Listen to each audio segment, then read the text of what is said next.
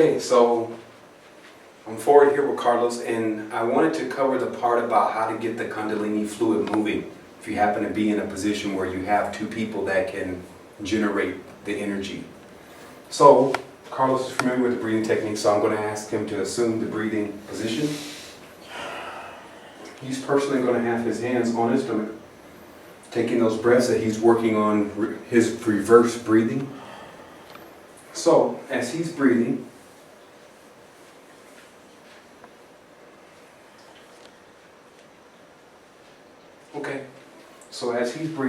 what you're going to do is you could start with a person's base of their spine, since that's where the Kundalini is in its seat, and begin to work up while the person is taking their breathing.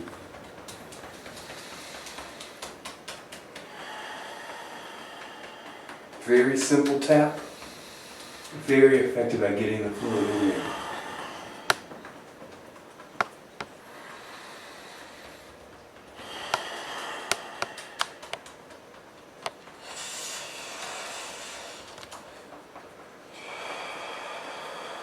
Okay, so that's what exactly we're talking about. You want to stay still and keep your breathing going. And that will get that fluid going in the person and allow them to experience that much more of a higher vibration. We are now going to do the laying down meditation. Now, of course, the key to this exercise is, of course, to breathe through the stomach. But there's something else that's important when you're laying down. Most people, while asleep, have the tendency to have their feet fall this way. Unfortunately, this is not going to cause the maximum level of breathing for the meditation while one is laying down. So while you're still awake, be conscious to make sure that your legs are still straight, just like they were when you were standing up, lined up with the pelvic bone. If you have the ability to brace your feet against something, or to put something here on the sides of your feet, then it will work out a lot better. So once again, we're going to be taking breaths through the stomach. And this is the easiest way to meditate. Once you do this, go to sleep 15 minutes beforehand and do these breathing exercises. What this will give you is the fuel that's necessary for you to go into that hyper world that we love so much and to remember more of your dreams. So as you see, one's legs are straight, hands are on the stomach to be sure that the mind cannot wander but to one thing, which is making sure that the hands are moving up and down. And what will happen is eventually your body, it doesn't take long to do this, will memorize this breathing pattern, and then it will do it while you're asleep. And this will cause reverse breathing to be a habit, and it will also give you the fuel that's necessary for you to remember your dreams properly. We are forward for one of my favorite parts, and that's, of course, the crystal meditation. This has been, what we can say, is a long time coming. Many people have asked about exactly where to place crystals, how to place crystals, what do you do? And so basically this, of course, is our makeshift bed here. And as you see, we have quite an array of crystals, and that tends to be how I keep my bed personally, is just with crystals everywhere because of that energy and that communication. Now, we talked about before how basically we didn't go with the color scheme of the chakra charts all the time, meaning that some crystals can be placed in other areas depending upon how you feel like you want to interface with those crystals. So we'll stick to the basic idea of where crystals are supposed to go here and now, but just keep in mind that I did say that.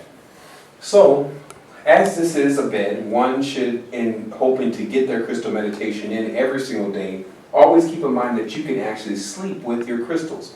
Other than that, you can go into an actual meditation that is designed for you to be using your crystals. So, what we have here is we have, of course, a darker crystal. And darker crystals are always associated with the root chakra, or at least the base. Now, understand that in theory of the body being a tree itself, this would of course be the root area, this would be the trunk area, these would be the branches, and this would be the fruit. So, this crystal of darker color would of course go down in this area. So you can even lay this on the floor, or not on the floor, but in the bed with you.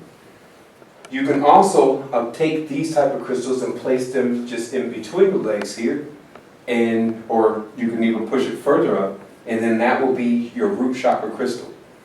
Now, as you see here, this is pyrite. Of course, pyrite is associated with fire, so we'll place that crystal here.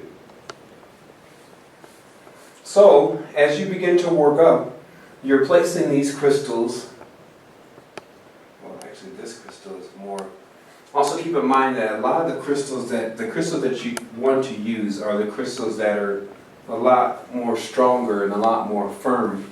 Some of the crystals are a lot more softer, like selenite, but even selenite does really good in the bed. But some of these crystals that have small pieces and fragments that break off of them, you want to be careful about how exactly you use these crystals.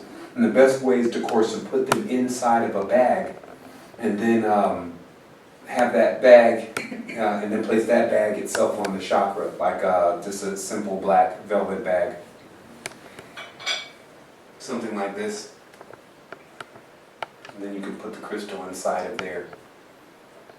So, generally, I'm placing the crystals on the outside of Gingery's clothes for obvious reasons, but also keep in mind that when you're in the bed, you should put these underneath your t-shirt or your shirt, whatever you do wear at night. And then what you're capable of doing at that point is you're capable of having your shirt hold the crystals to your chest a lot longer, because of course it's okay for you to be able to lay on your back for a while, but most people are going to want to turn over. And then and also when you're practicing your crystal meditation, you want to use the exact breathing exercise you were using in order for your breathing that was shown earlier today in the breathing videos. Here's why. When you're utilizing the breathing exercise where your stomach is getting bigger, if you notice that Ginger is now changing her breathing so that she's breathing through her stomach, you're actually pushing energy into the crystals. Understand the relationship between a human and a crystal is not for you to pull the crystal's energy. It's for you to cycle energy with the crystal. So this becomes the same relationship that we have with trees. We give the trees carbon dioxide, they give us oxygen. We have a certain pranic force that we can give to crystals. In turn, they can give us also their particular essences. So this is a symbiotic relationship. So as you see, we have several crystals here, and we can just continue to place them. But crystals such as your crown chakra crystal, as you see, we have a beautiful amethyst crystal here, which is clearly a crown chakra crystal. Even though I do use amethyst at times on my solar plexus, I've gotten great results with that. But you can take these crystals that you know are the colors of the crown chakra, and you can place them under the pillow. And that will give you the same effect. So, that pretty much concludes the crystal meditation. Of course, you'll have plenty of time to juggle the crystals around and see what works. You'll also be able to place crystals here on the crown chakra, which is something that you have to develop by what kind of crystal you originally buy. And I'll give an example here. This crystal in particular works perfect because it has a flat edge. So it actually placed right on the chakra. And while one, of course, is laying down, then they could easily balance that properly, versus another crystal that has more of a round surface will be a lot more difficult. In addition, of course, what will happen is as the night continues, you'll more than likely fall asleep. So a crystal may fall to the side of the bed, and you may even find yourself rolling over crystals. But in this case, you want to take the crystal, simply put it underneath your pillow while you're rolling over, and then in the morning you should have all your crystals underneath your pillow. And this will allow the essence from the crystal, communication, to be transmitted, of course, to your communication zone, which of course is in that hippocampus region, and all the extra nodes that we have there. And so that concludes the crystal and breathing exercises, which is something that we wanted to definitely get to you. We do have a lot more in store, and of course we're going to get a lot more detailed into many of these things. We're going to talk about